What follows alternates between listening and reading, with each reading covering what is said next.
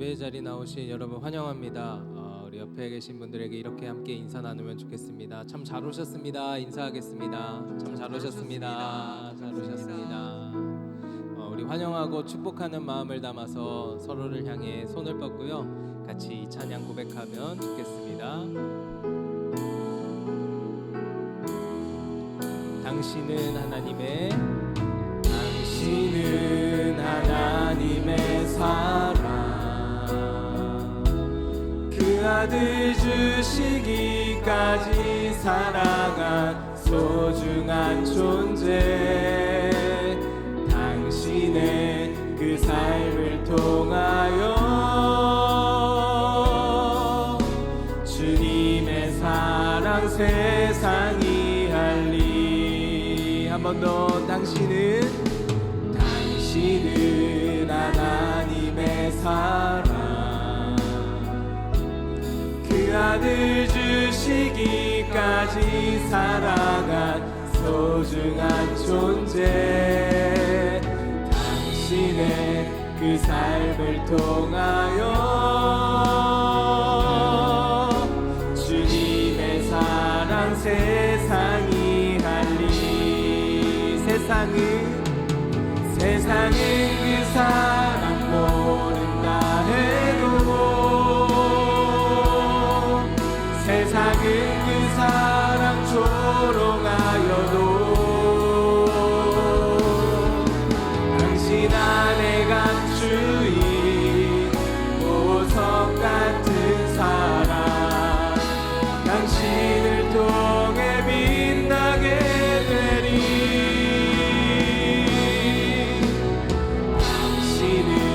하나님의 사랑, 그 아들 주시기까지 사랑한 소중한 존재. 당신의 그 삶을 통하여 주님의 사랑 세상이 알리. 아멘. 이 시간 함께 예배를 위해서 기도하면 좋겠습니다. 먼저는 예배 자리에 나온 우리 자신을 하나님 앞에 세우며, 하나님, 이 시간 하나님의 은혜를 풍성히 누리는 시간 되게 하여 주시옵소서 기도하면 좋겠고요. 나아가서 이 자리에 함께 모인 우리 영도교회 가족들이 이 예배를 통하여서 하나님께서 주시는 은혜를 깊이 경험하고 돌아가는 오늘이 예배 시간 되게 해달라고 성령 하나님 우리의 마음의 문을 여시고 이 시간을 주장하여 주시옵소서라고 함께 기도하며 나아가겠습니다. 기도하겠습니다. 살아계신 하나님, 이 시간 예배 자리를 위해서 기도합니다.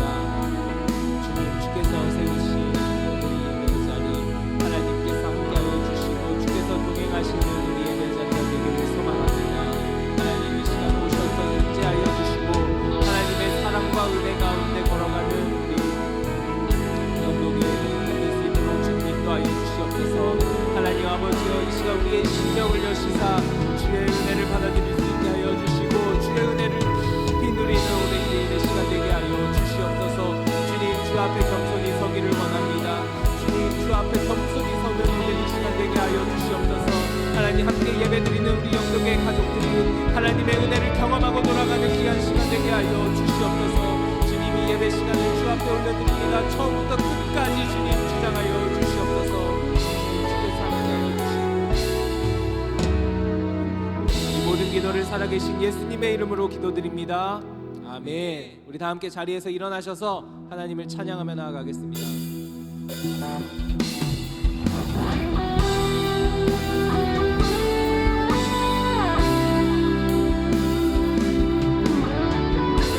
우리 함께 선포하며 찬양하겠습니다. 예루살렘아, 예루살렘아,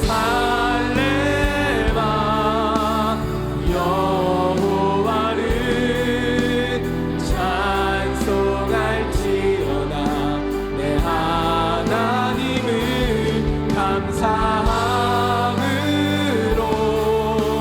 그 앞에 나가며 주 임재 앞에 경배.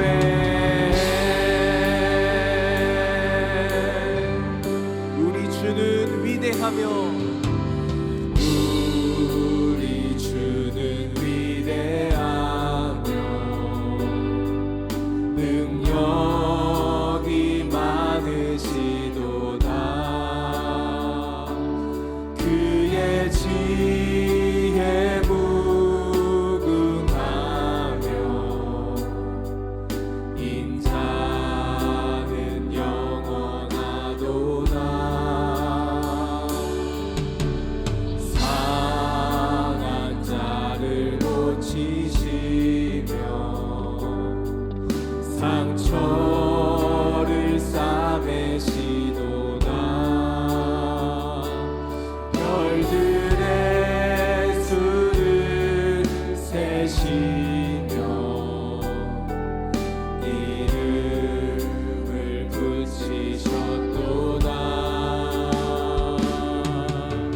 그 강물음으로 하늘을 덮으시며 땅을 위하여 비 준비하시니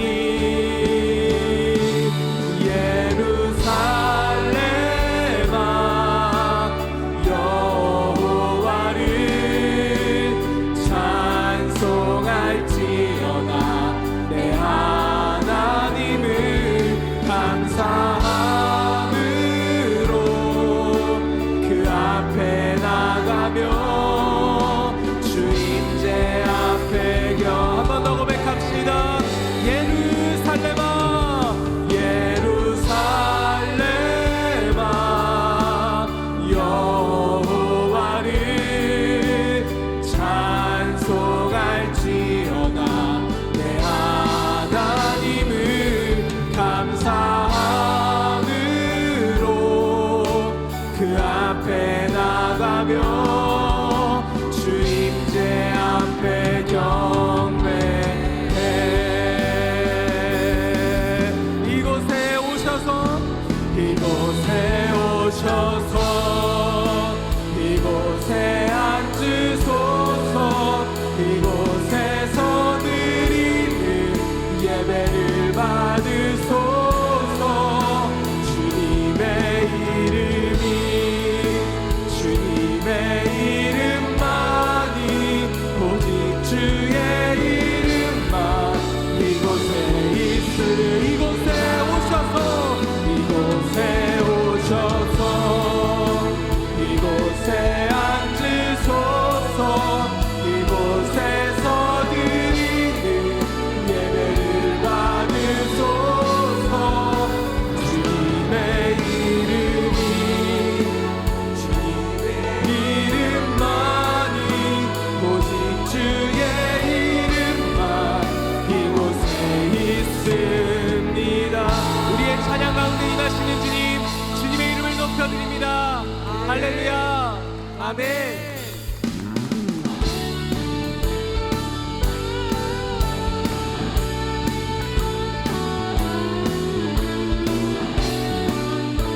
날마다 주님과 동행하겠다는 이 고백을 하나님 앞에 올려드리며 나아갑시다. 주와 같이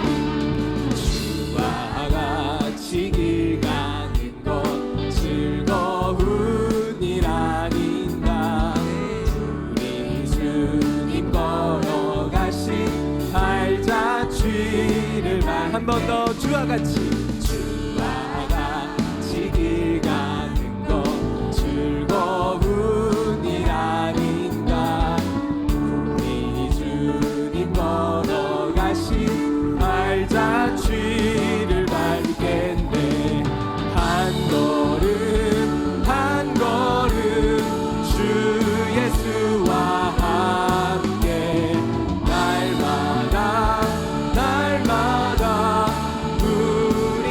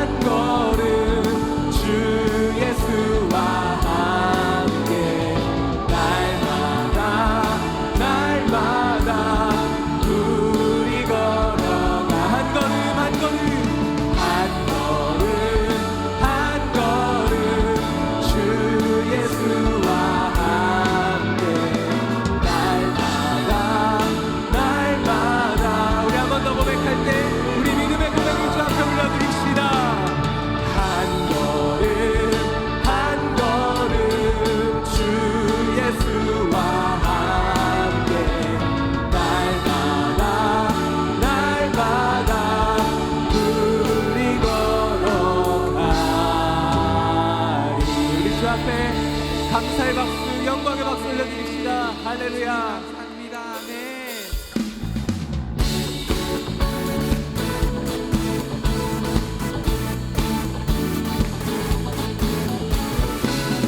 우리 이 시간 우리의 힘이 되신 우리 하나님을 찬양하며 우리 찬양 함께 고백하며 나아가면 좋겠습니다.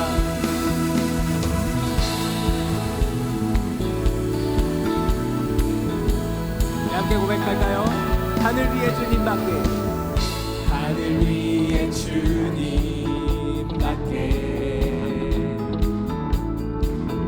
내가 사모할 자 이 세상에 없네.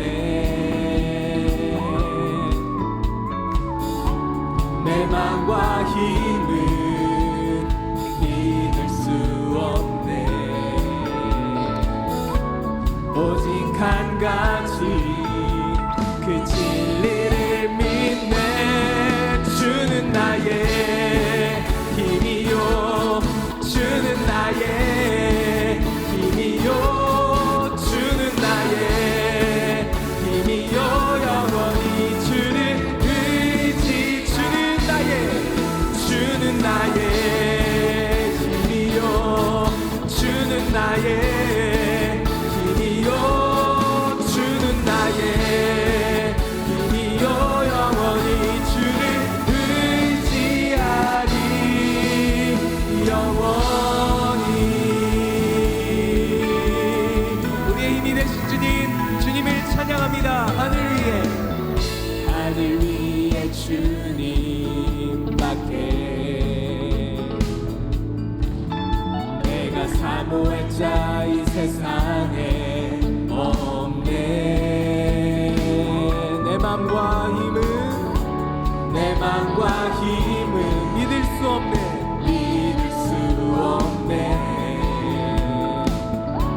오직 한 가지 그 진리를 믿네. 주는 나의 힘이요, 주는 나의 힘이요, 주는 나의 힘이요. 영원히 주를 의지하지. 주는 나의 힘이요, 주는 나의 힘이요, 주는 나의 힘이요. 영원히 주를 의지하리. 영원히 내 맘과 힘을 믿을 수 없네. 오직 한 가지 그 진리. 우리 목소리 높여서 주는 나의 힘이요, 주는 나의 힘이요, 주는 나의 힘이요. 영원히 주를 의지하지. 주는 나의 힘이요. 아멘.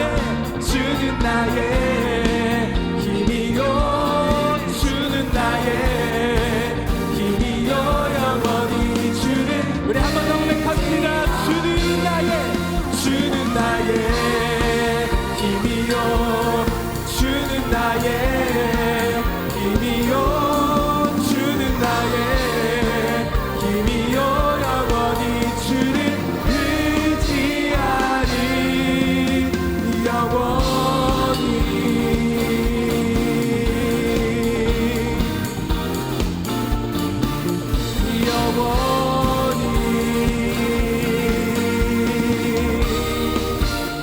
영원히 우리의 힘이 되신 주님, 주님께 감사의 박수를 드립시다. 우리 삶의 힘이 되신 주님, 주님을 찬양합니다. 아멘. 다 함께 자리에 앉으셔서 계속 찬양하며 나아가겠습니다.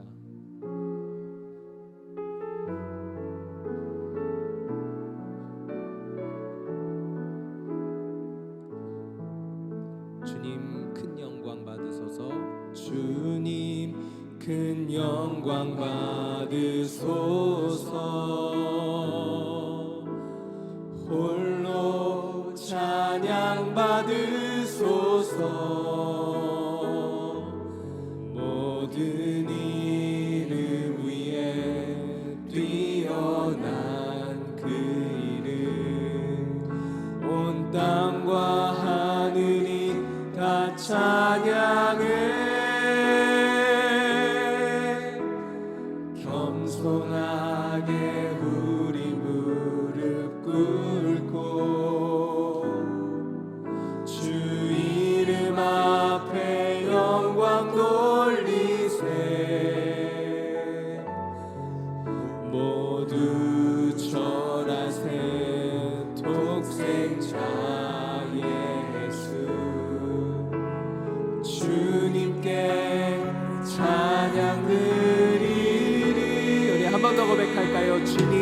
큰 영광 주님 큰 영광 받으소서 홀로 찬양 받으소서 모든 이름 위에 뛰어난 그 이름 온 땅과 하늘이 다 찬양해 겸손하게 우리 무릎 꿇고 주 이름 앞에 영광 돌리세 모두 전하세 독생자의 예수 주님께 찬양 드리리 모든 영광과 존귀와 능력 받으소서 받으소서 영광과 존귀와 능력 받으소서 받으소서 그리스도 살아계신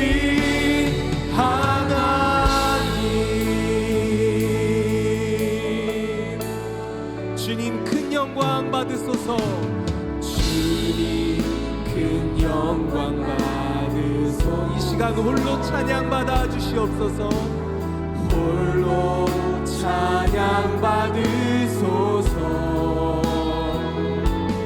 모든 이름 위에 뛰어난 그 이름 온 땅과 하늘이 다 찬양해 겸손하게 우리 무릎 꿇고 주 앞에 나아갑니다 주 이름 앞에 영광 돌리세 모두 전하세 독생자 예수 주님께 찬양 드리리 모든 영광과 존귀와 능력 받으소서 받으소서 영광과 존귀와 능력 받으소서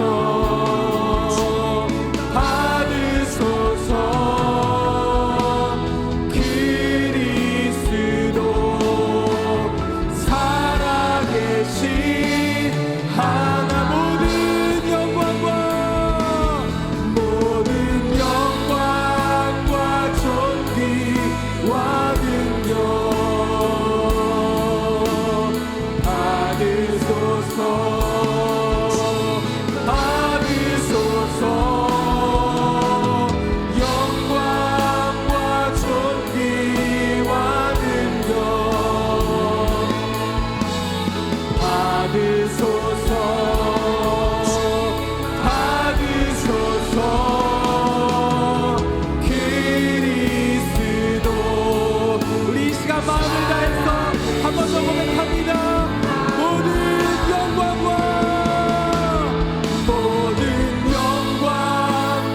존귀와 주님 받아주시옵소서 받으소서 받으소서 영광과 존귀와 능력 받으소서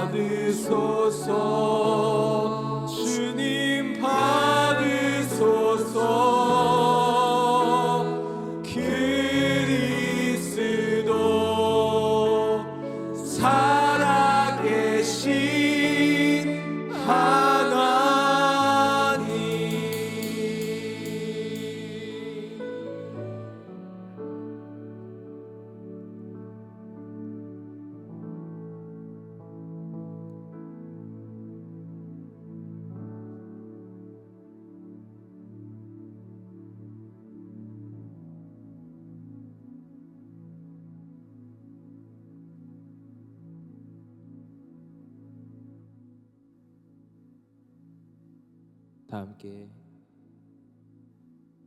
기도드리시겠습니다.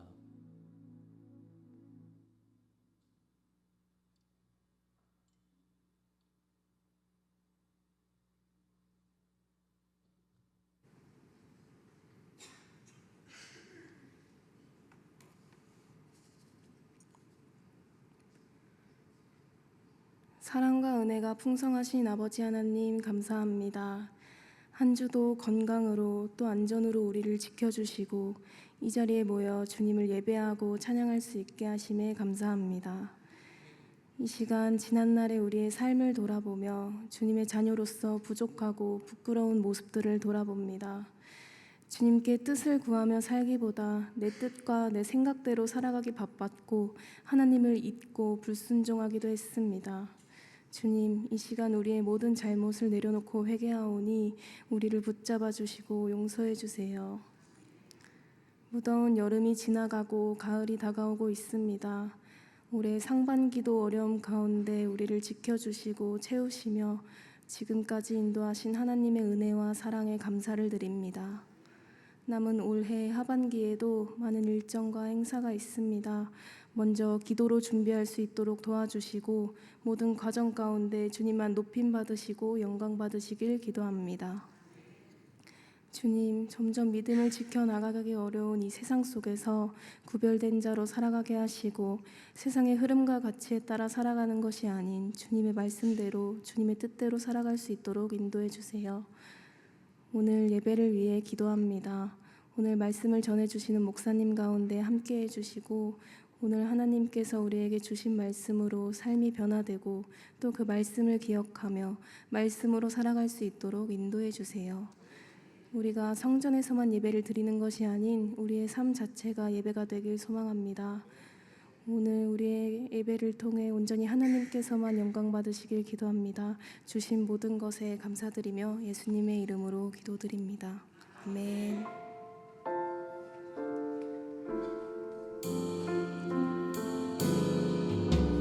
하늘에 계신 우리 아버지의 이름을 거룩하게 하시며 아버지의 나라가 오게 하시며 아버지의 뜻이 하늘에서와 같이 땅에서도 이루어지게 하소서. 오늘 우리에게 일용할 양식을 주시고 우리가 우리에게 잘못한 사람을 용서하여 준 것 같이 우리 죄를 용서하여 주시고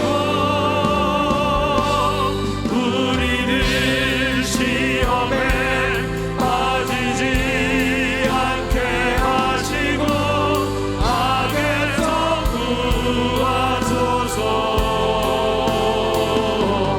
나라와 권능과 영광이 영원히 아버지의 것입니다. 아멘.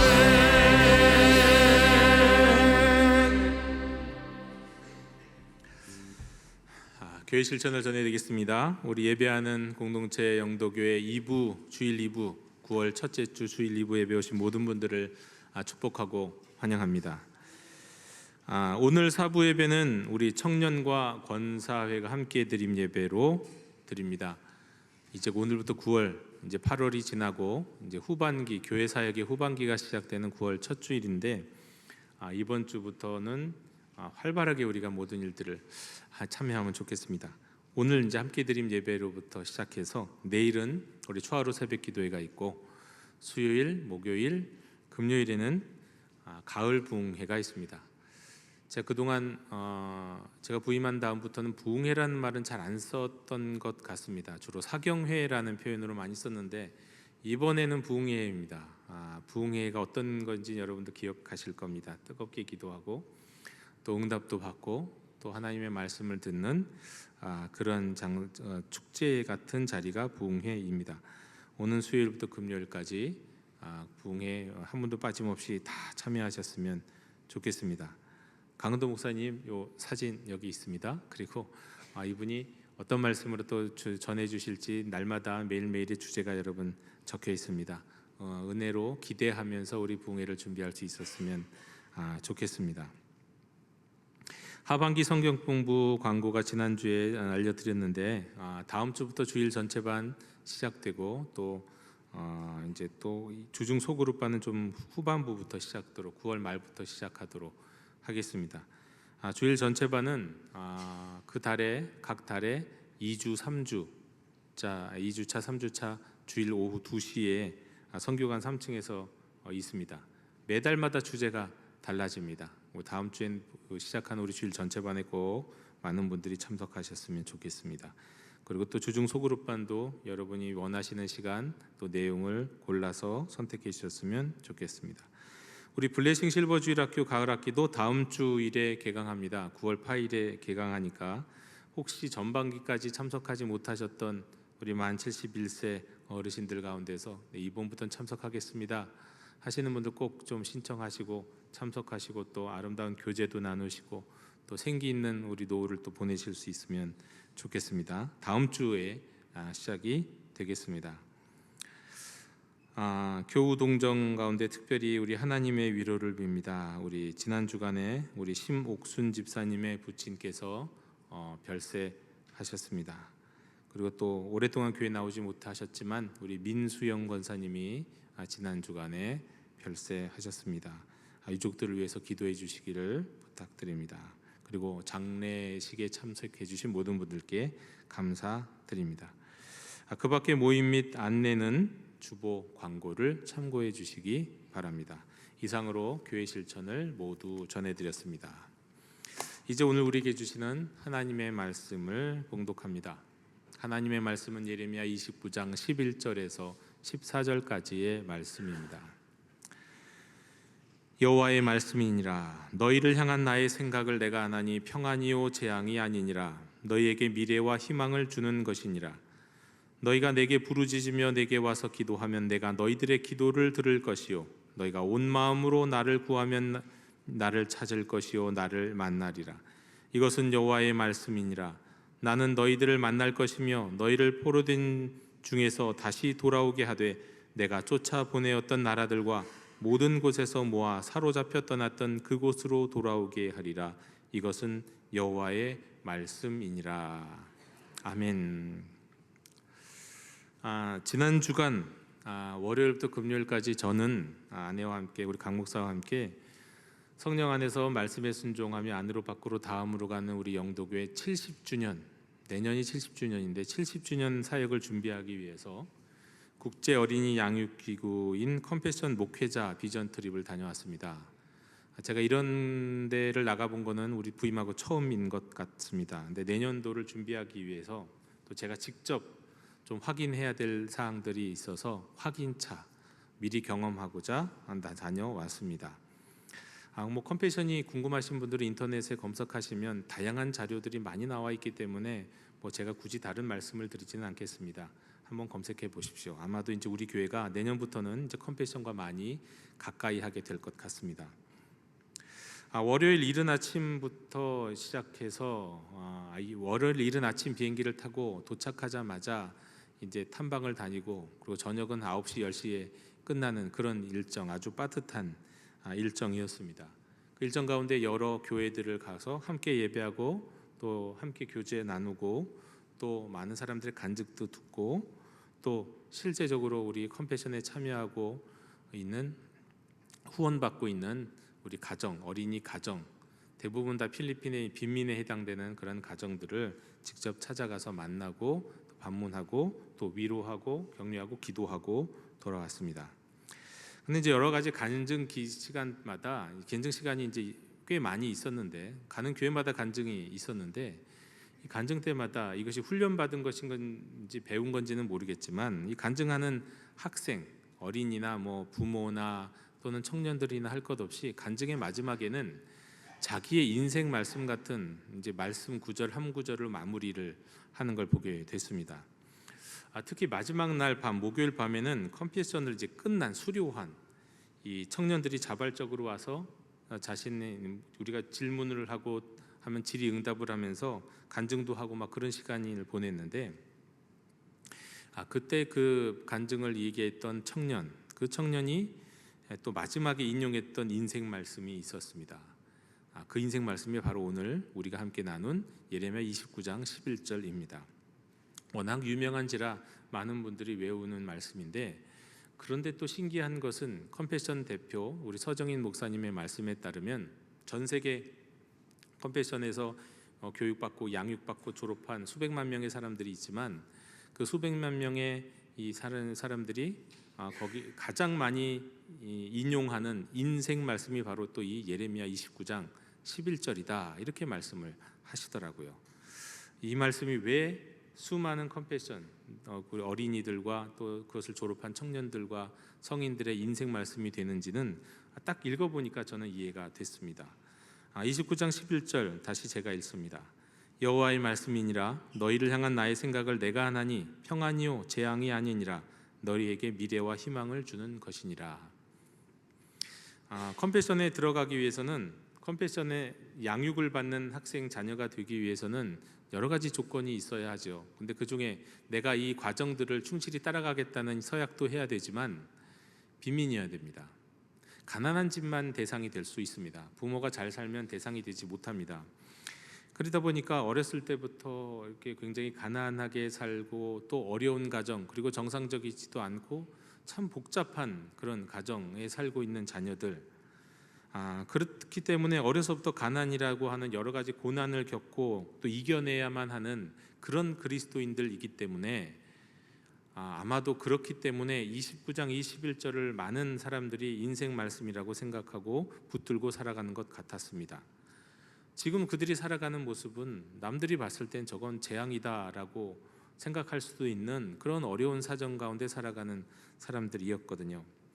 저도 이제 저희도 두 가정을 이제 방문을 했는데 그 두 가정 방문했던 집들이 다 공통점이 있는 것이 정말 우리 어렸을 때 보면 산동네라고도 안 하죠. 달동네라고 하죠. 뭐 난곡이나 봉천동이나 제가 살았던 상도동이나 이런 데 보면 산동네 보면 정말 길도 아니고 집도 아니죠. 집이 아닌데 집이고 길이 아닌데 길이고 길거리도 지저분하고 쓰레기도 여기저기 쌓여 있고 거의 뭐 그런 모습 비슷하더라고요. 제가 어렸을 때 살았던 70년대 80년대 서울의 달동네 모습과 비슷했습니다. 그런데 그것보다도 훨씬 더 뭔가가 좀 불편하기도 하고 뭔가가 좀 불안하기도 한 그런 그리고 훨씬 더 집이 작은 그래서 한 집에서 여러 가정이 살아야 되는데 방에서 자는 게 아니라 그냥 부엌바닥에서 자야 되고 그럴 수밖에 없는 그리고 이게 거실인지 바닥인지 모르는 데서 잘 수밖에 없는 그런 집에서 살 수밖에 없는 그걸 가진 건 없고 부모도 벌이가 시원치 않고 아버지와 어머니가 동일한 경우는 거의 없습니다. 다 이렇게 어려운 가정이기 때문에 그랬습니다. 그러니까 아이들이 자랄 때 자기가 자라는 과정이 경제적으로나 여러 가지 상황이 정말 그 가난이라고 하는 곳에서 재앙처럼 느낄 수밖에 없는 그런 삶을 살다 보니까 우리가 지금 재앙같이 어려운 고난 가운데 있지만 이것을 향한 우리 하나님의 마음은 이 재앙이 하나님의 마음이 아니라 하나님이 주시고자 하는 하나님의 뜻은 다른 데 있다라는 말씀을 붙들고 미래에 대해 희망을 갖고 소망을 갖기 위해서 이 예레미야 29장 11절의 말씀을 붙들었던 것 같습니다. 이 말씀은 정말 이 필리핀 사람들 특별히 이 컨페션에 들어온 가난한 우리 어린이들뿐만 아니라 사실 이 말씀은 제가 이 말씀을 들으면서 그 청년이 간증하는 때 이 말씀을 마지막에 인용할 때 그래 저 말씀은 사실 지금 사는 삶의 모습들이 재앙처럼 깊은 고난 가운데 있는 모든 사람들에게 지금은 재앙 같은 삶은 아니지만 언젠가 어떻게 하다 보면 마주하게 될지도 모르는 그런 고난을 마주하게 될 모든 사람들에게 주시는 하나님의 말씀이겠다 싶었습니다. 그러니까 특별한 사람들에게만 주시는 인생 말씀이 아니요 우리 모든 이들에게 주시는 말씀이다라는 생각이 들었습니다. 여러분, 오늘 말씀은 유다 백성들 가운데 바벨론에 끌려간 이들을 위한 예레미야의 예언입니다. 예언은 미래에 대한 말씀이 아니라고 말씀드렸죠. 우리 예언하면 미래를 점치는 거라고 생각하는데 뭐 그런 게 없진 않지요. 하지만 예언은 그냥 하나님이 주신 말씀을 전하는 겁니다. 받아서 전하는 거. 그게 예언입니다. 받아 전하는 말씀. 거기에는 미래에 대한 얘기도 있겠고 위로의 말씀도 있겠고 과거의 죄를 꾸짖는 말씀도 있고 여러 가지 말씀이 있고 너 이제 앞으로 어떻게 살아라 라는 이런 말씀도 있습니다. 또 오늘 예레미야 29장 11절에서 14절이 다 여기에 해당되는 말씀입니다. 특별히 희망을 주고 위로를 주고 거기에다가 어떻게 살아야 할지도 가르쳐 주시는 그런 말씀입니다. 자, 이 말씀에서 우리 하나님은 예레미야를 통해서 이렇게 말씀을 시작하십니다. 너희를 향한 나의 생각을 내가 안다라고요. 너희를 향한 나의 생각을 내가 안다. 참 성경에서 나오는 특이한 표현이죠. 내 생각을 나는 안다. 너희를 향한 나의 생각을 내가 안다. 딴 사람이 아니라. 근데 여러분, 사람들은 자기가 무슨 생각하는지 잘 모릅니다. 제가 여태까지 인생을 경험해 보면서 알게 되는 것 중에 하나는 사람들이 자기를 참 모르더라는 겁니다. 나도 나를 잘 모르겠지만 모두가 자기 자신을 잘 모릅니다. 그런데 사람들은 말하죠. 내가 그래도 나를 제일 잘 알지. 상대적으로는 저 사람보단 내가 더 잘할 수 있을 수는 있습니다. 그런데 사실 그런 말을 하기에도 부끄러울 정도 우리는 우리 자신을 잘 모르는 존재입니다. 왜냐하면 자기를 안다는 거, 이게 자기 인식이고 자기 성찰인데 이게 가장 뛰어난, 가장 어려운 능력, 가장 고난도 능력을 필요로 하는 거기 때문에 그렇습니다. 공부 잘하는 거, 수학 잘하는 거, 영어를 잘하는 거, 그림을 잘 그리는 거, 음악을 잘하는 것도 뛰어난 능력이겠죠. 그것도 아무나 잘하는 건 아니잖아요. 뭐 노력만 한다고 다 되는 것도 아니고 분명히 어떤 능계 한계치가 있지만 그 모든 능력을 뛰어넘어서 더 중요하고 정말 더 결정적인 능력이 바로 자기를 인식하고 자기를 성찰하는 능력입니다. 근데 사람들이 이게 정말 이 능력을 온전히 갖춘 사람이 참 드물거든요. 왜냐하면 사람들은요 기본적으로 자기 기만에 빠져 있습니다. 모든 사람들이 그런 것 같아요. 사람들은 자기 자신에 대해서 되게 종종 비현실적으로 긍정적이거나 때로는 비현실적으로 부정적입니다. 어떤 사람은 비현실적으로 긍정적이에요. 그래서 자신의 행동, 성격, 능력에 대해서 왜곡된 시각을 갖고 나는 저 사람보다 더 똑똑해, 난 저 사람보다 더 도덕적이야, 내가 맞아, 뭐 이런 생각 갖고 있는 사람들이 있습니다. 또 어떤 사람은 반대로 난 저 사람보다 더 어리석어, 난 너무 부족해. 또 지나치게 자기 자신을 비하하는 사람도 있죠. 이게 다 자기 기만에 해당되는 경우인데 많은 사람들이 여기에 빠져 있습니다. 또 사실 우리가 생각하는 대로, 우리가 판단하는 대로 산다고 생각하지만 우리는 사실 무의식에 휘둘리면서 사는 존재예요. 무의식은 마치 빙산과도 똑같습니다. 빙산이 물 위에 떠 있는 것은 10분의 1밖에 안 되고 10분의 9는 그 밑에 바다 밑에 가라앉아 있다고 하잖아요. 우리가 의식하고 언제든지 꺼낼 수 있는 우리 의식이라고 하는 세계는 10분의 1밖에 안 되고 10분의 9의 무의식의 세계가 이 안에 지금 들어있는데 그게 우리를 사실 움직이고 있거든요. 내가 뭐 합리적인 이유가 있어서 그런 게 아니라 그 무의식의 작동에 의해서 내가 누군가를 선입견을 갖기도 하고 어떤 행동을 불현듯이 하기도 하고 나도 모르게 하기도 하거든요. 무의식의 영향을 받는 존재라는 거예요. 그러다 보니까 자기를 인식할 수가 없어요. 무의식은 잘 안 드러나거든요. 난 왜 내 마음이 왜 이러지? 나도 모르겠네. 나도 내 마음을 어떻게 할 수 없어. 이런 것들, 이게 무의식이 그 사람을 사로잡고 있을 때입니다. 또 나아가서 자신이 이미 믿고 있는 것들을 뒷받침하는 정보만 찾고 반대되는 증거들을 무시하는 거, 이거 뭐라고 그랬습니까? 확증 편향이라고 말씀드렸잖아요. 우리나라 사람들은 어느 나라 사람보다도 확증 편향이 강력한 사람 중에 하나예요. 뭐 세계인들도 다 그렇겠지만. 그래서 대한민국은 좌나 우나 이념 편향이 되게 극심한 이유가 여기 있습니다.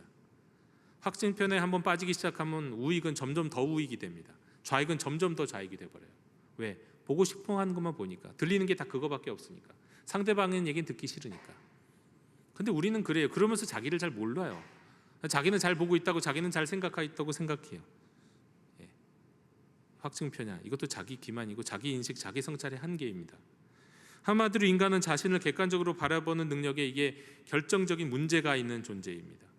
나 자신을 아는 게 얼마나 힘든지 모릅니다. 심지어 누구도 나 자신 제대로 안다 이런 사람 없을 정도입니다. 그래서 우리는 겸손해야 합니다.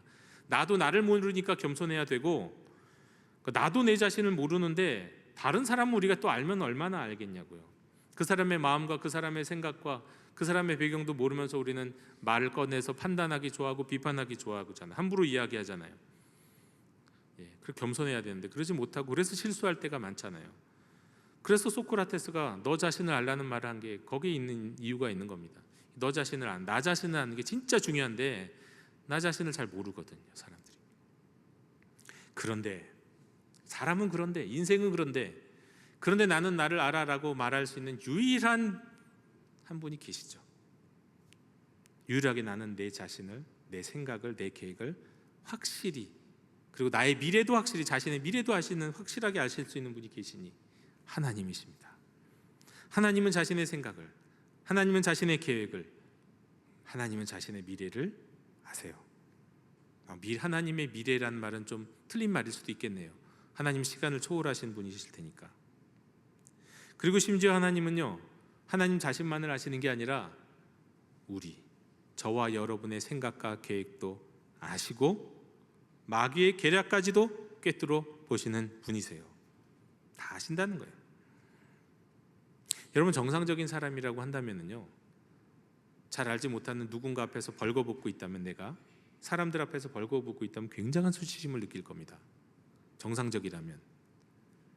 그런데 우리는 이런 비슷한 상황 쪽에 놓여 있으면서 전혀 수치심을 느끼지 않고 살아가고 있는 분야가 있어요. 뭐냐? 하나님이 우리의 생각, 우리 계획을 다 아시거든요. 하나님 앞에서는 우리의 생각과 우리의 계획과 우리의 마음과 그 이유까지 벌거벗은 것처럼 다 드러나서 다 하나님 앞에는 까발려져 있고 하나님 다 보고 계신데 우리 하나님 앞에서 하나도 안 부끄럽죠. 하나님을 전혀 인지하지 못하고 그 하나님의 임재를 생각하지 못하고 살아가기 때문에 그래요. 우리는 다른 사람이 나를 보고 있다고 생각하면 부끄러운 것 이상으로 우리를 더 잘 아시고 확실하게 보고 계시고 아시는 하나님 앞에서 가진 우리의 생각, 우리의 마음, 심지어 우리가 알 수 없는 우리의 무의식까지도 사실은 부끄러워할 수 있어야 합니다. 하나님이 다 보고 계시기 때문에 그렇습니다. 그리고 그 하나님 앞에서 겸손하게 살아야죠. 내 생각과 내 판단과 내 충동으로 살아갈 것이 아니라 어차피 그런 것들은 다 틀린 거니까. 어떤 사람은 그러잖아요. 네가 원하는 거 해라 그러잖아요. 네가 원하는 거. 근데 저는 그 말이 반은 맞고 반은 틀리다고 생각해요. 오늘날은 네가 진짜 원하는 게 뭔지를 알고 그걸 찾아가라고 하는데 그것도 중요한 것이긴 합니다만 하나님이 진짜 원하시는 건 뭔지 왜 생각 안 하냐고요. 지금 당장 내가 원하는 것 있지만 그건 얼마든지 바뀔 수 있는 거고요. 아이들도 사람들 꿈은 얼마든지 바뀌잖아요. 그러나 하나님이 내게 원하시는 것이 있다면 그건 바뀔 것이 아니잖아요. 하나님이 진짜 원하시는 것에는 관심이 없고 그냥 내가 원하는 것만 찾아가는 이 인생들, 우리가 그렇게 살아가고 있죠.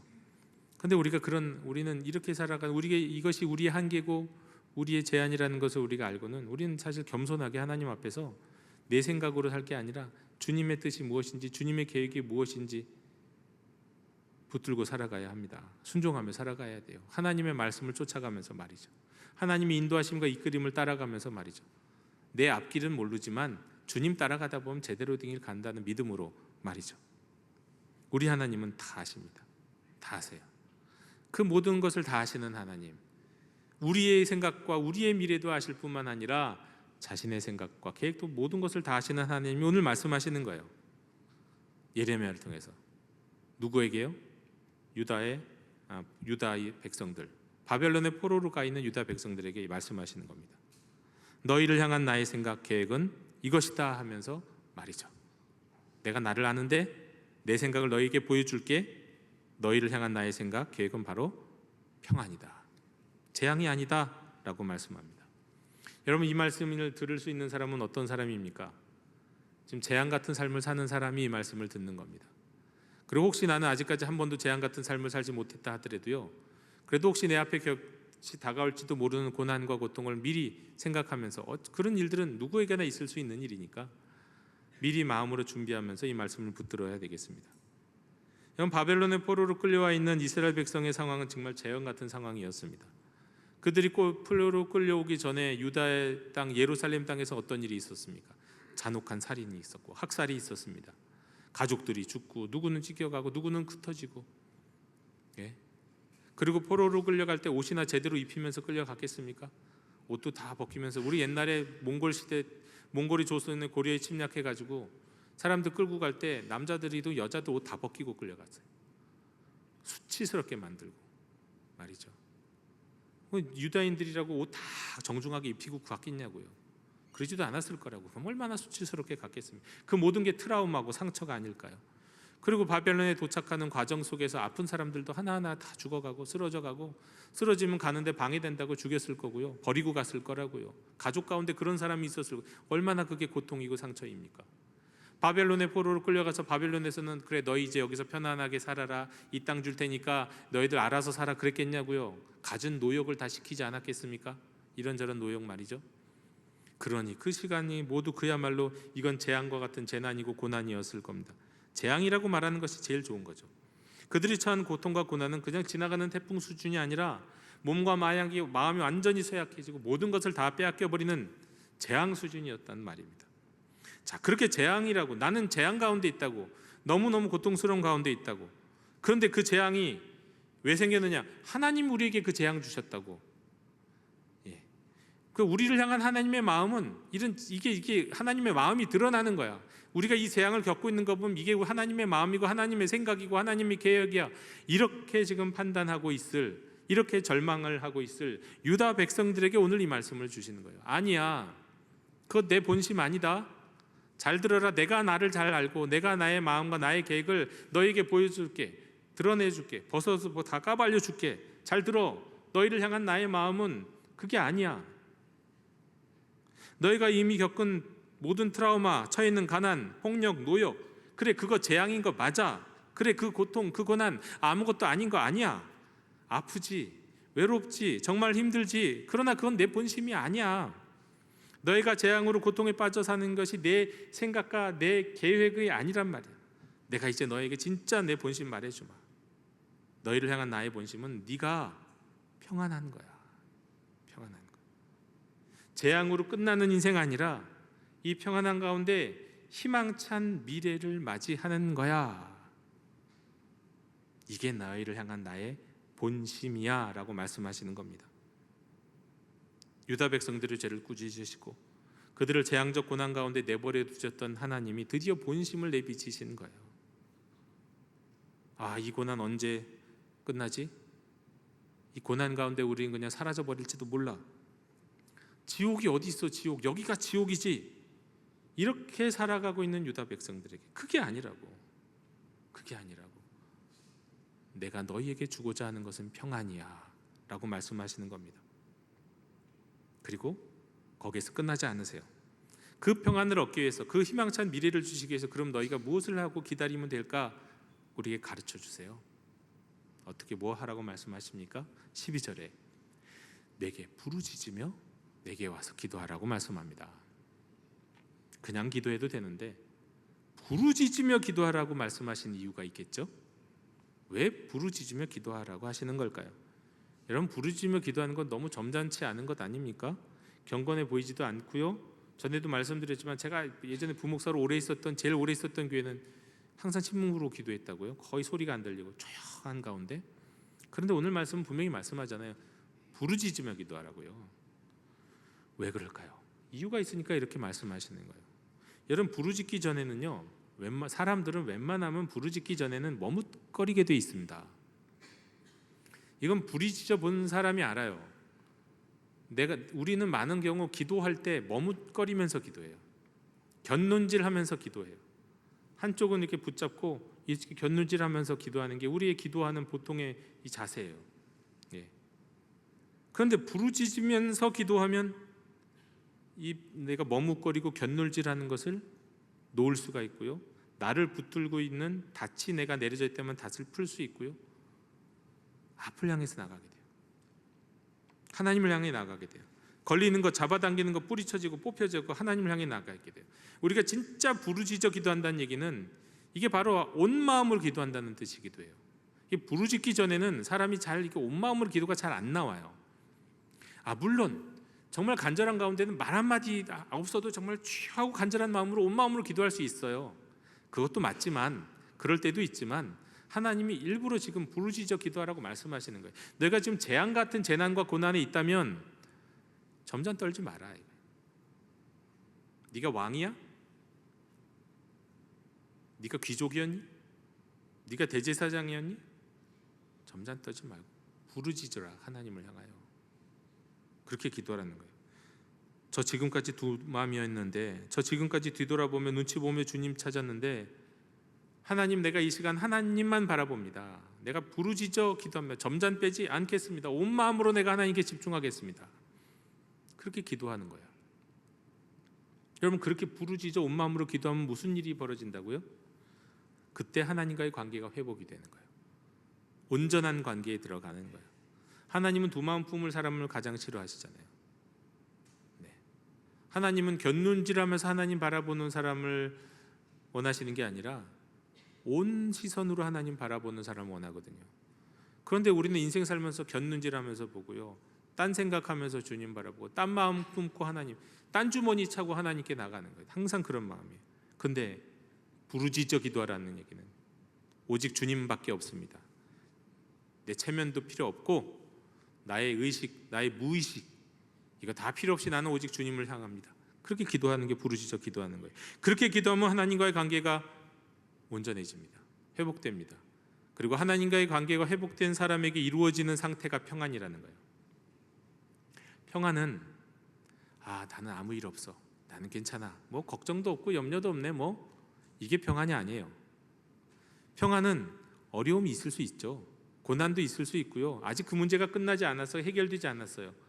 그렇지만 하나님과의 관계가 회복되기 때문에, 하나님이 나를 꽉 붙들어 주시기 때문에, 어려움 상황 속에서 나는 주님만을 주목하기 때문에 그때 하나님이 내게 주시는 마음이 평안이에요. 그건 기쁨일 수도 있고 희망일 수도 있고요, 잔잔함일 수도 있고요. 어쩐지는 우리가 다 그때마다 다르지만 하나님과의 관계가 회복된 자에게 주시는 평안, 그 평안 가운데서 인내하면, 살아가면 하나님이 희망찬 미래를 주신다, 이런 말씀입니다. 여러분, 하나님과 회복된 관계가 되면, 하나님께 온전히 집중하게 되면 하나님께 우리가 붙들립니다. 하나님께 이끌려져요. 그래서 넘어가게 돼요. 그래서 돌파하게 됩니다. 어려움이 있어도, 고난이 있어도, 재난이 있어도 그게 문제가 아니라 그것을 넘어가고 그것을 이기게 되고 돌파해 갈 수 있는 이유, 하나님과의 관계가 회복됐으니 하나님이 그 사람 인생을 끊고 붙들고 가시니 그게 가능한 거예요. 나는 지금까지 재앙이라고 생각했는데 재앙같이 생겼던 그 재앙이 아니라 그냥 나를 훈계하시는 채찍이구나 정도로 바뀌어요. 다른 관점에서 보게 돼요. 나 이거 죽을 병인 줄 알았는데 하나님과의 관계가 회복되고 하나님이 이끄시는 사람은 어떻게 그 상황을 바라보게 되냐면, 내가 지금 나아가는 과정이구나, 내가 회복되는 과정에 있는 통증이구나. 여러분, 아픈 것도 그렇잖아요. 아파가는 과정에서 아픔은 되게 절망적이잖아요. 병이 심해져서 생기는 아픔은 낭망하게 되잖아요. 그런데 다 낫고 수술 끝났어요. 이제는 회복을 기다리는 과정 속에서 아픔은 희망이 있잖아요. 좀만 더 참지, 그러면 이 아픔도 다 사라지지. 그런데 우리가 하나님과의 관계가 회복되어서 하나님이 주시는 평안을 누리는 사람은 여전히 병이 덜 나았어요. 낫지 않았어요. 삶의 문제가 여전히 남아있어요. 그래도 이길 수 있는 힘이 생긴다고요. 희망이 생긴다고요. 하나님이 평안을 주셨기 때문에 그렇게 되는 겁니다. 비전 트립 중에서 제가 비전 트립 하는데 이 비전 트립의 인도자가 서정인 목사님, 한국 컴패션 대표인 목사님이었어요. 그분이 보통은 잘 인도를 안 하시는데 목회자가 한 20가정이 가니까 목사님들이 가정이 가니까 이제 인도를 하셨습니다. 근데 그분이 그런 얘기를, 여러 가지 얘기를 참 많이 하셨는데 그 중에 이제 인상적인 이야기가 있습니다. 에티오피아 대학생이었던 엔다카추라는 이 학생이었던 사람의 이야기예요. 컴패션은 1:1 어린이 양육 프로그램을 마친 학생들은 고등학교까지인데 그 이후에도 대학에 갈 만한 능력이 되고 실력이 되고 원하는 아이들은 1:1 또 리더십 연결 프로그램을 진행하면서 대학을 보내줍니다. 학비를 줘요. 그런데 이 프로그램을 통해서 에티오피아 최고 대학인 아디스 아바바 대학에 약대에 다니던 청년이 있었습니다. 그게 바로 엔다카추예요. 근데 엔다카추의 꿈은 가난에 시달리는 이 에티오피아 동포들을 돕는 약학 전문자가 되는 것이었어요. 그런데 그가 어느 날 아파오기 시작했는데 결핵에 걸렸습니다. 근데 결핵도 여러 가지 종류가 있나 봐요. 그 결핵 중에서도 정말 치사율이 높은, 나을 수가 없는 그런 결핵이 있나 봐요. 그 이름이 뭐 다약제 저항성 결핵이라고, 저는 참 어려워서 외울 수도 없는 그런 결핵 진단을 받았어요. 근데 당시 에티오피아에는 아무런 치료제가 없고 치료 방법도 없었어요. 저렇게 살다가는 그냥 죽는다, 이렇게 하는 상황이었어요. 그래서 그 에티오피아 컴패션 본부에서, 전 세계 컴패션 본부에다가 기도를 요청했어요. 그리고 그를 돕기 위한 또 기금도 모아졌어요. 그리고 여기저기 기도를 요청하다 보니까 이거 나을 수 있는 방법 있습니까? 라고 전 세계 컴패션 본부 각 나라에다가 이 소식이 전이니까 각 나라 컴패션에서 이 질병과 이것을 나을 수 있는 방법들을 막 각지에서 알아봤더니 딱 한 가지 길이 있었어요. 카나다의 한 제약회사에서 신약이 나온 거예요. 그 신약을 투여하면 뭐 100%는 아니지만 그래도 신약, 그게 유일한 방법이라는 것을 알게 됐어요. 그래서 이제 컴패션 대표 관리하게 된 사람이 그 카나다 제약회사 사장을 찾아가 갖고 그 신약 우리가 저기 누구한테 먼저 좀 할 수 있게끔 해달라고 설득을 해가지고 신약을 받아 냈습니다. 근데 신약이라는 게 어떻습니까, 여러분? 비싸잖아요. 보험도 안 되는 거 아닙니까? 근데 이게 어떻게 받아야 되면 이걸 결국은 주사를 매일매일 놔줘야 되는 거예요. 그러니까 카나다 컴패션 직원이 아프리카 에티오피아까지 한 달에 한 번씩 $2,000에 해당되는 그 30개 주사기를 갖고 가서는 매일 한 번씩 정해진 시간에 맞춰주는 방식으로 굉장히 많은 돈과 굉장히 많은 시간과 굉장히 많은 노력이 필요한 일이었어요. 그리고 또 많은 분들이 이를 위해서 기도해 주었죠. 그래서 세계 컴패션이 아까워하지 않고 이 부작용 없이 치료될 수 있도록 이렇게 기도했던 겁니다. 근데 기도하는 그런 과정 속에서 이제 그 해의 말, 차인표와 신혜라 씨를 포함한 이 한국 후원자들과 함께 이 서정인 대표가 에티오피아를 방문했습니다. 거기에서 이제 후원받고 있는 어린이들도 만나고 또 이제 졸업한 이 대학생들도 만나는 그 만남의 시간들이 있었어요. 다른 곳도 아닌 아디스 아바바 대학 운동장에서 이제 그런 미팅하는 날이 있었는데 많은 컴패션 출신 그 대학 다니는 학생들이 왔고, 그래서 이제 막 만나고 서로 위로하고 격려하고 그러고 있는 상황에서 운동장 한 끝에서 삐걱거리는 휠체어 한 대가 이렇게 오는 것을 보게 됐다는 겁니다. 얼마나 낡은 휠체어인지 삐걱거리고 기울어져 있는 휠체어였어요. 그런데 그 휠체어를 밀고 온 사람 바로 어떤 흑인 어머니였고, 그 어머니 앞에 바로 엔다카추가 휠체어에 앉아 있었던 겁니다. 그런데 그 엔다카추를 봤는데 엔다카추의 눈빛을 보니까 초점을 잃은 눈동자, 몸은 그냥 가죽만 남았어요. 그리고 온몸이 축 처져 있어요. 이게 보니까 앉아 있는 게 아니라 그냥 얹혀져 있는 그런 느낌이었다는 거예요. 그런데 그 어머니가 휠체어를 밀고는 거기까지 와서 우리 아이를 고쳐주시려고 이렇게 애쓰셔서 정말 감사합니다. 힘없이 말했지만 눈에는 그냥 감사가 떨어지는, 슬퍼하면서도 그런 감사가 담긴 눈빛으로 말했다는 거예요. 근데 그 순간 이 컴패션 서정인 대표가 솔직하게 고백하는 거예요. 자기가 그때 참 그랬다고 하면서 자기가 그때 화가 났대요. 막 화가 확 나더라는 거예요. 그렇게 열심히 기도하고 그렇게 낫기 위한 방법들을 찾고 매달 $2,000 딱 들으면서 직원 한 명이 카나다에서 에티오피아까지 공수해서 직접 놔주었는데, 아니 지금 결국 이 모양이야? 이 산송장 같은 이 모습이라니. 그 돈이면 훨씬 더 많은 아이들이 결연을 맺어서 정말 컴패션에서 양육을 받을 수 있는 그런 돈인데 이건 도대체 뭐지? 그때 당시에도 그 에티오피아를 갔는데 에티오피아 아이들의 영양 상태가 별로 좋지 않아가지고 에티오피아 아이들과 이제 말하자면 교제하고 사귐의 시간을 갖기 위해서 같이 축구를 하려고 하는데 에티오피아 아이들이 뛰지를 않더라는 거예요. 뛰면 힘 빠진다고. 기운도 없는데 힘 빠지는 안 뛰더라는. 그만큼 영양 상태가 그렇게 좋지는 않았던 상황이었는데, 그런 상황에서도 이 엔타카추 한 사람을 위해서 그렇게 노력을 했는데 지금 결국 이 모양이라니. 너무 원망스러워. 그날 밤에 신혜라 씨, 차인표 씨 앞에다 두고 막 그냥 자기가 솔직히 이랬다고, 이런 마음이었다고 막 고백을 했다는 거예요. 원망스러워서. 내가 너무 화가 났다고요. 그리고는 이렇게 한 사람을 위해서 많은 돈과 노력을 들이는 게 맞는 건지 모르겠다고요. 그런 얘기도 했었다는 겁니다. 여하간 그 이후에도 많은 사람들이 더 간절히 엔다카추를 위해서 계속 기도했어요. 자, 그리고 1년 이후에 차인표 씨가 또 방송으로 해서 우리나라 어떤 방송국 유명한 PD와 함께 이제 에티오피아를 방문했습니다. 그때도 그런 모임이 있었어요. 이제 졸업생들의 모임 만남이 있었는데 이때 엔타카추를 또 차인표 씨가 만난 거예요. 그래서 엔타카추 차인표 씨가 서정인 대표에게 전화를 한 거예요. 영상통화, 국제 영상통화를 변하면서 목사님 보세요, 여기 좀 보세요 하고는 그 영상통화를 하면서 보여주는데 그 영상 뒤에서 보여주는 장면은 뭐냐면 저 뒤에서 한 청년이 손에 종이 한 장을 막 흔들면서 두 발로 씩씩하게 뛰어오더라는 거예요. 그리고 막 달려와서 여러분이 저를 살려주셨어요 하면서 보여준 종이는 완치 진단서였어요. 1년 만에 드디어 완치가 된 거예요. 그 완치 진단서를 보여줬다는 거예요. 그걸 보면서 너무 감사하고 그걸 보면서 과거에 불평했던 자신이 또 원망스럽기도 하고 부끄럽기도 하고 그랬다는 솔직한 고백을 들었습니다. 그런데 여기서 끝난 게 아니에요.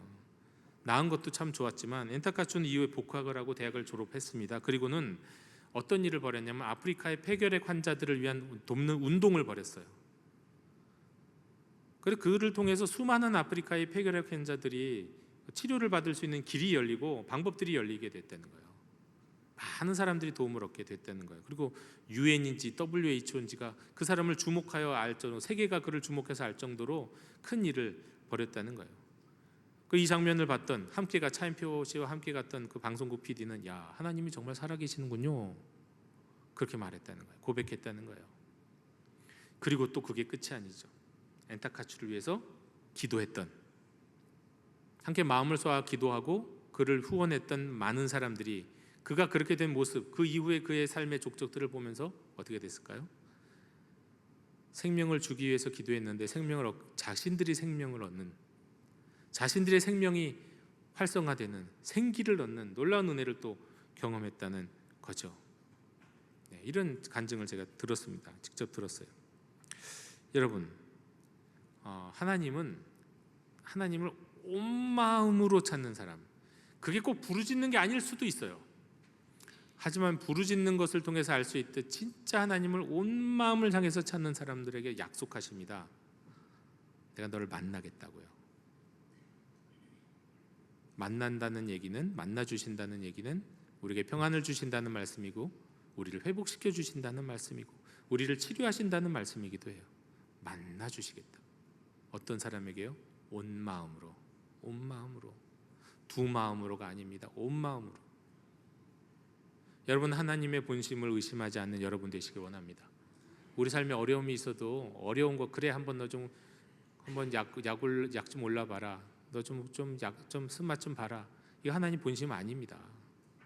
우리를 향한 하나님의 본심은 항상 우리와 하나님의 관계가 온전하게 회복되고 하나 되어서 하나님이 주시는 평안 가운데 살아가는 거예요. 그리고 그 평안 가운데 장차 주실 희망찬 미래를 맞이하는 거예요. 그게 하나님이 우리를 향한 항상 본심이세요. 그 과정 속에서는 이렇게 저렇게 우리가 두 마음으로 살 수도 있지만 가능하면 우리가 할 수 있는 것은 부르짖어 기도하는 것처럼 두 마음이 아니에요. 온전히 하나님을 부르고 하나님께 나아가는 겁니다. 하나님을 찾는 거예요. 하나님께 기도하는 거예요. 목마른 사슴 앞에 뭐가 보이겠습니까? 물밖에 안 보이고 물밖에 난 갈망 안 하겠죠. 물만 찾겠죠. 그것처럼 하나님밖에는 내게는 하나님밖에 없습니다 하며 하나님을 찾는 사람에게 우리 하나님 반드시 만나 주실 겁니다. 위로해 주실 것이고 회복시켜 주실 것이고 시들어진 것 같은 내 생명을, 영혼의 생명을, 마음의 생명을, 육신의 생명을 온전하게 회복시켜 주실 줄로 믿습니다. 이 믿음으로 살아가는, 하나님의 본심을 의심치 않고 믿음으로 살아가는 저와 여러분 되시기를 주님의 이름으로 축원합니다. 감사합니다. 주님, 오늘 주신 말씀 우리가 붙들고 살아가겠습니다. 하나님의 본심을 의심하지 않고 살아가겠습니다. 우리에게 평안을 주시고자 우리가 불부짖고 주님을 향하여 간절히 나아갈 때 우리를 만나시겠다고 약속하셨던 그 약속, 우리에게 희망찬 미래를 주시기 위해 지금 준비하고 계신다는 그 약속 믿으며 나아가는 저희들 되게 하여 주시옵소서. 두 마음 품지 않고 오직 온전하게 부르짖으며 전심으로 하나님을 찾는 인생 되게 해 주시옵소서. 예수님의 이름으로 기도하옵나이다. 아멘. 이 시간 감사의 찬양 부르시며 봉헌하시겠습니다.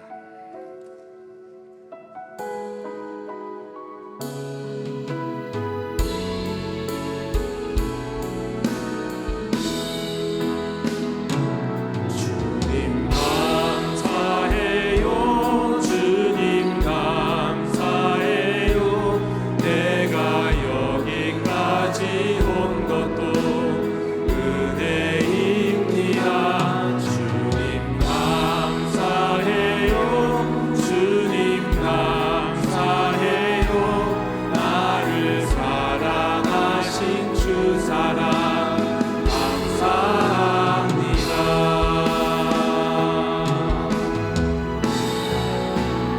너의 삶의 창조인 너의 참 부모이신 하나님 그 손에 너의 삶을 맡긴다.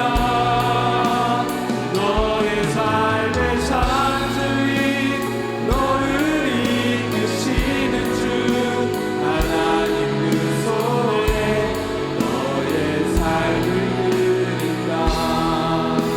하나님 그 손에 나의 삶을 드린다.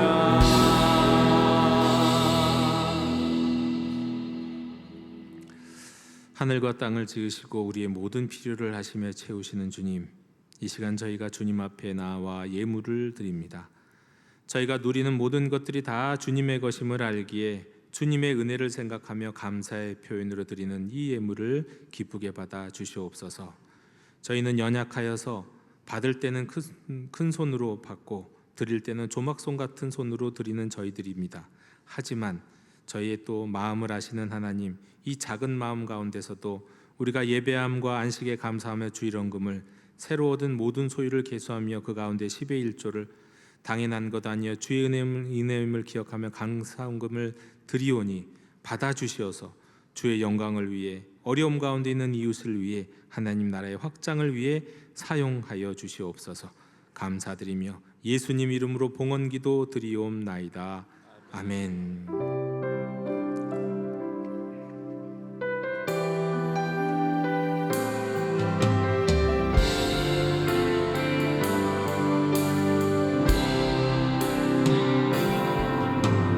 말씀 앞에서 경외함으로